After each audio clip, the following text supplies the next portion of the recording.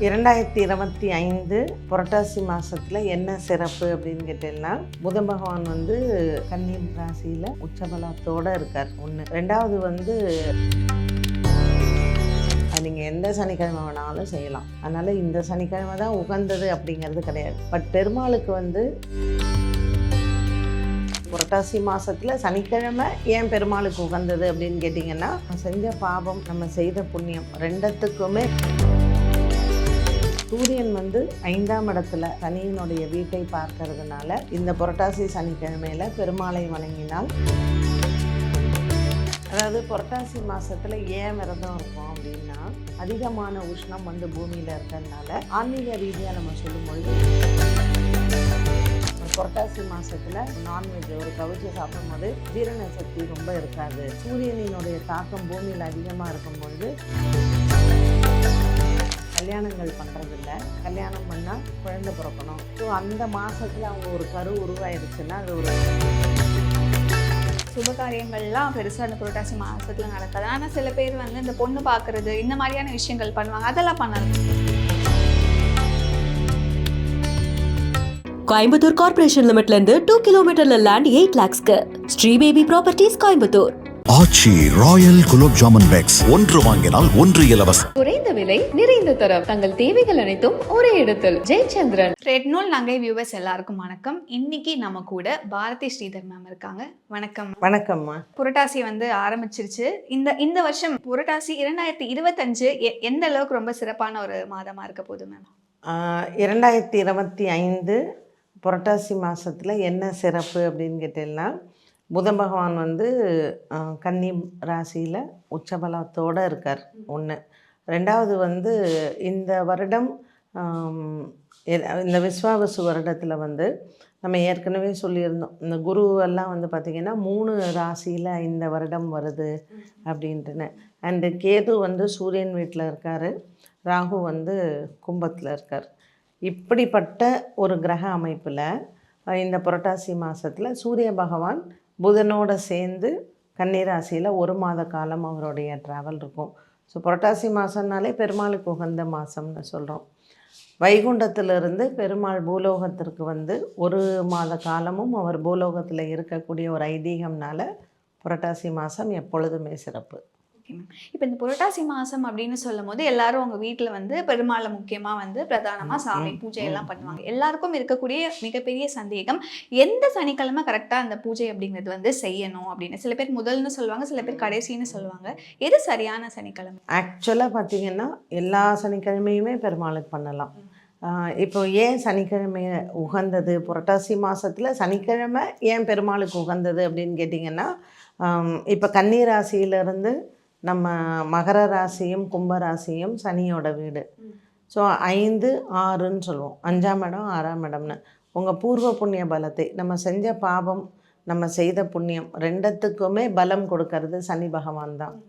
So சூரியன் வந்து 5ஆம் இடத்துல அந்த சனியினுடைய வீட்டை பார்க்கறதுனால நமக்கு வந்து இந்த புரட்டாசி சனிக்கிழமையில் பெருமாளை வணங்கினால் நம்மளுடைய புண்ணியங்கள் ஜாஸ்தி ஆகும் அப்படிங்கிறது தான். ஸோ செய்த பாவம் எல்லாம் நம்மளுக்கு தீர்ந்து புண்ணிய பலத்தை அதிகரிக்கிறது அப்படிங்கும்போது புரட்டாசி சனிக்கிழமையில் பெருமாளை வணங்கும் பொழுது அது நீங்கள் எந்த சனிக்கிழமை வேணாலும் செய்யலாம். அதனால் இந்த சனிக்கிழமை தான் உகந்தது அப்படிங்கிறது கிடையாது. பட் பெருமாளுக்கு வந்து நம்ம தழுவு போடுறது, பெருமாளுக்கு வந்து அன்னப்பாவாடை பண்ணுவாங்க. நம்ம சாதத்துலேயே வந்து பெருமாள் சங்கு சக்கரம் பண்ணி பெருமாளுக்கு எல்லா விதமான நெய்வேத்தியங்கள் சாதத்துலேயே வந்து பண்ணுவாங்க. ஸோ அப்படி நம்ம பண்ணி ஒரு வழக்கமாக உங்கள் குடும்பத்துல எல்லாம் வந்தால் முதல் வாரம் 3ஆவது வாரம் அப்படிங்கிறத செய்கிறது வழக்கம் உண்டு. மாவிளக்கு போடுவாங்க. புரட்டாசி மாதம் சனிக்கிழமையில் மாவிளக்கு போடுவாங்க. அந்த மாவிளக்கு போடுறதும் முதல் சனி 3ஆவது சனின்னு ஒத்தப்படையில் போடணும், ரெட்டைப்படையில் வேண்டாம் அப்படிங்கிறதுனால முதல் சனி 3ஆவது சனி சொல்லுவாங்க. Okay ma'am. இன்னொன்று வந்து பெருமாளுக்கு என்ன நெய்வேத்தியம் வந்து செய்யணும் அப்படிங்கிறதுமே நிறைய பேருக்கு வந்து இருக்க கேள்வியாக இருக்குங்க. பெருமாளுக்கு வந்து நீங்கள் திருமலால எல்லாம் பார்த்திங்கன்னா இந்த புரட்டாசி மாதம் வந்து பிரம்மோற்சவத்தில் சில ஸ்பெஷல் தளிகை வந்து பண்ணுவாங்க.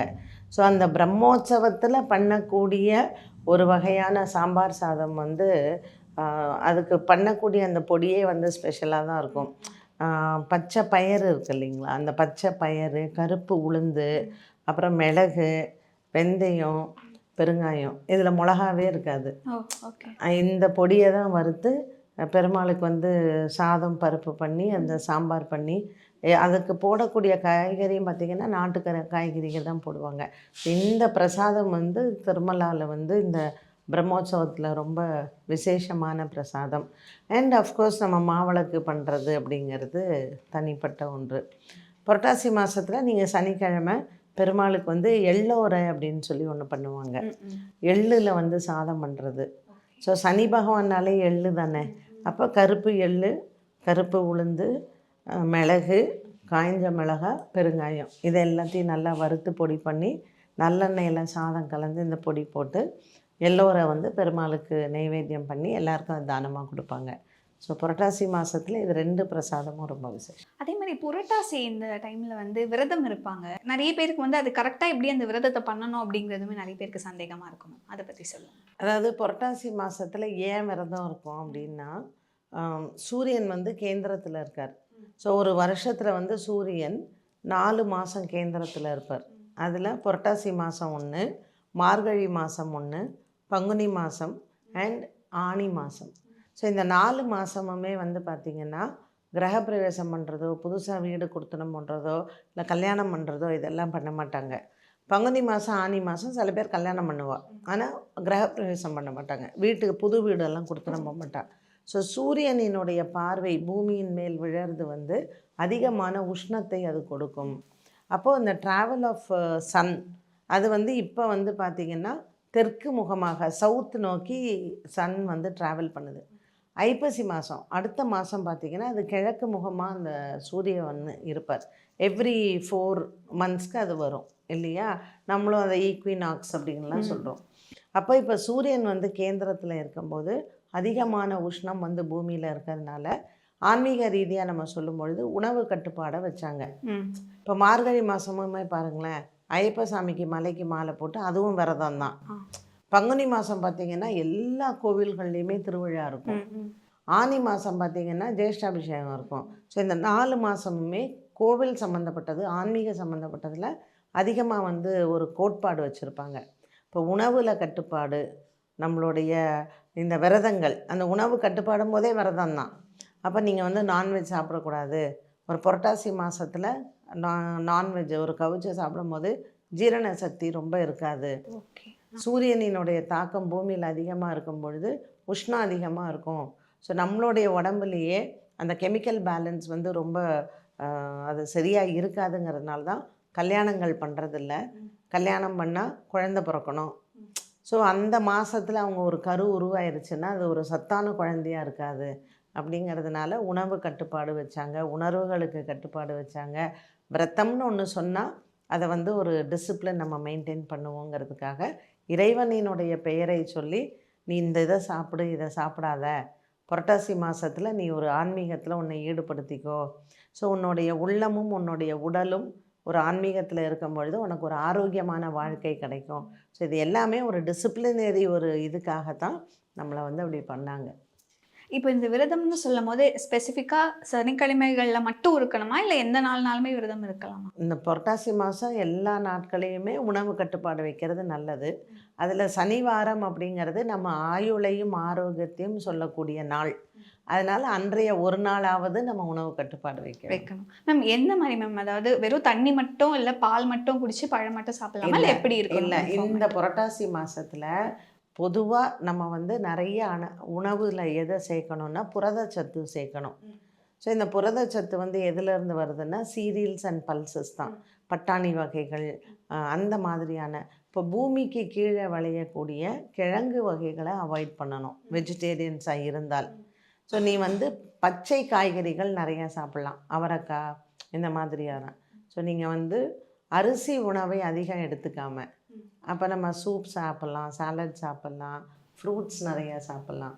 இப்போ ஒரு நாள் சனிக்கிழமைன்னு ஒரு நாள் நீ விரதம் இருக்கும் பொழுது அரிசி உணவை தவிர்த்துட்டு கோதுமை இந்த மாதிரி சாப்பிட்டுக்கலாம். ஸோ இந்த புரட்டாசி மாதம் ஃபுல்லாக நம்ம எடுத்துக்கிறோம் அப்படிங்கும் பொழுது நான் வெஜிடேரியனை பூரணமாக அவாய்ட் பண்ணிவிட்டு வெஜிடேரியன் ஃபுட்டில் இந்த மாதிரி, அதனால தான் இந்த புரட்டாசி மாதத்தில் வரக்கூடிய நவராத்திரியில் சுண்டல் பண்ணுறது. So it gives you so much of protein. அதனால் புரதச்சத்து அதிகமாக இருக்கிற உணவு சாப்பிடும் பொழுது ஆரோக்கியம் நல்லாயிருக்கும். இப்போ இது வந்து தாவர வகைகள் நிறைய சாப்பிட்லாம், பச்சை காய்கறிகள் சாப்பிட்லாம். கிழங்கு வகைகளை வெஜிடேரியன்ஸாக இருக்கிறவங்க அவாய்ட் பண்ணு. Okay ma'am. இன்னொன்று வந்து புரட்டாசி அப்படின்னாலே வந்து நிறைய பேருக்கு எப்படியாவது திருப்பதி போயிடணும், ஏழுமலையான பார்த்துடணும் அப்படின்றது இருக்கும். நிறைய பேருக்கு அது நடக்காது, கூட்டம் ஜாஸ்தியாக இருக்கும், போக மாட்டாங்க. ஆக்சுவலாக கண்டிப்பாக வந்து திருப்பதி போகணுமா, அப்படி இல்லைன்னா இங்கே இருக்கக்கூடிய கோவில் கூட இந்த கோவிலுக்குலாம் நீங்கள் போகலாம் அப்படிங்கிற மாதிரி ஏதாவது இருக்கா மேம்? அதனால தான் அந்த காலத்தில் என்ன பண்ணாங்கன்னா, புரட்டாசி சனிக்கிழமையில் அரிசி மாவுலேயும் அரிசி மாவோடு சேர்த்த அந்த நாட்டு சர்க்கரை சேர்த்து நெய்யும் போட்டு பிசைஞ்சு மலை மாதிரி செய்வாங்க. ஸோ நம்ம வீட்டிலையே பெருமாளை வந்து மலையில் ஒரு நல்ல காட்டன் துணியை திரித்து நெய் போட்டு விளக்கேற்றுவாங்க. அதான் மாவிளக்குன்னு சொல்லுவாங்க.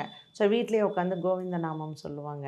அப்போது நம்ம திருமலைக்கு போக முடியலங்கிறவங்க வீட்டிலேயே இருந்து மாவிளக்கு போட்டு பெருமாளை வணங்குறது வந்து அந்த காலத்துலேருந்தே இருக்கிறது தான்.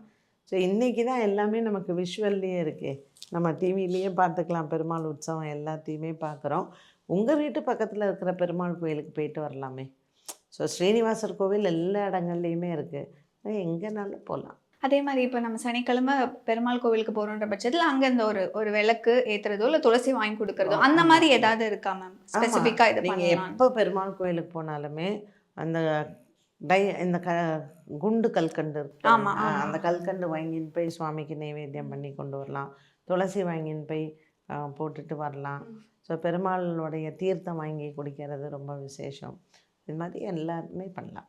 முக்கியமாக இப்போ நீங்கள் சொன்னீங்க இந்த சுபகாரியங்கள்லாம் பெருசாக அந்த புரட்டாசி மாதத்தில் நடக்காது. ஆனால் சில பேர் வந்து இந்த பொண்ணு பார்க்குறது இந்த மாதிரியான விஷயங்கள் பண்ணுவாங்க, அதெல்லாம் பண்ணலாம். கல்யாணம் பண்ணக்கூடாது, தாம்பத்திய வாழ்க்கை இருக்கக்கூடாது. கல்யாணம் பண்ணால் குழந்தை வந்துடுதுன்னா கஷ்டம் அப்படிங்கிற மாதிரி.